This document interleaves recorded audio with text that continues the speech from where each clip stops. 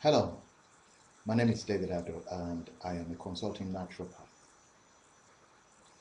I want to discuss with you briefly why there is so much disease, some of the contributing factors to the many ailments, especially the chronic illnesses, diabetes on the rise, obesity, high blood pressure, high cholesterol, in particular among people of color, people from the African continent, because that is my area of interest.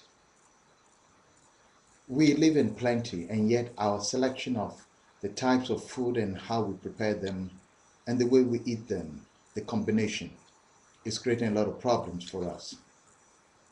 A lot of us seems to focus more on the high protein, high acid foods.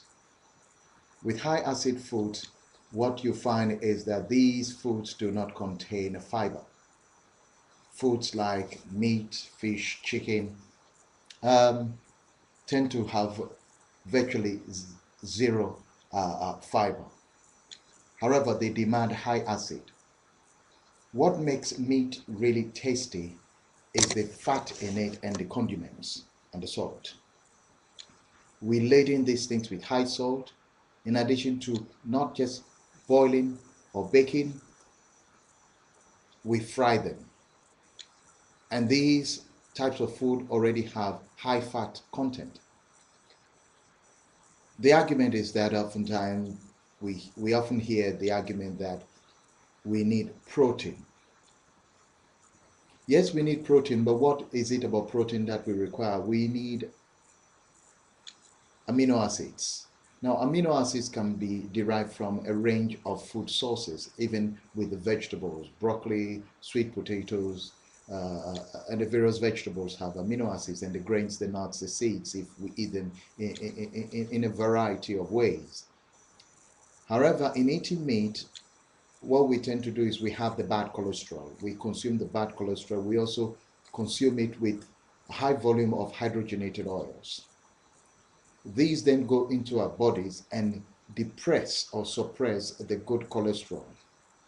By the way, our liver is able to deliver about 80%, and if we are to eat the right foods, supporting our bodies and system very well, we should be able to deliver the required amino acids or protein that the body requires. What we tend to do is that we err on the side not of caution, but presumption. What do I mean by that? A lot of us eat because we felt or feel that our forebears lived to 100 and they were feeding on these types of food, so we will also have that longevity. But we have found that the way they grazed or raised the animals 50, 60 years ago it's not the same as we do today. Today, the animals are feeding on the antibiotics, the hormones, and the various chemicals that go to enhance their growth.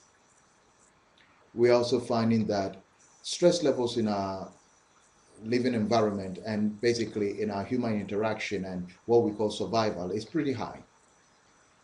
Not only that, by eating these high protein foods in our bid to get protein, we find that we uh, create high levels of toxicity in our system in terms of acid. Uh, our digestive system composed of the alkaline medium, the acid in the stomach, and then the intestines in the main are alkaline. But if we eat high volumes of acid foods, which are the protein, high fatty, high oily foods, what happens is that our bodies begin to cry for help. Too much acid in the system will push the communication system of the body to literally go with your consent, because you put the food into your body, to literally leach calcium out of your storehouse, the bones, the teeth. And you find people who eat high volumes of meat, those of us from the African continent, and I believe it's the same for the parts where people eat high meat, you find they are the ones that suffer from gout. As a little boy, we only heard of the wealthy, the rich and the wealthy who suffer from gout, arthritis, joint problems.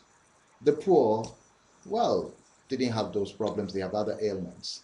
But when we move out into the diaspora and live in the Western world and we find these things so plentiful, we just consume them. The challenge is for us to recognize that we need to begin to eat foods as close to as natural as possible. The grains, the nuts, we have coconut we don't pay particular attention to. We need to use them wisely, and it will help us. Thank you.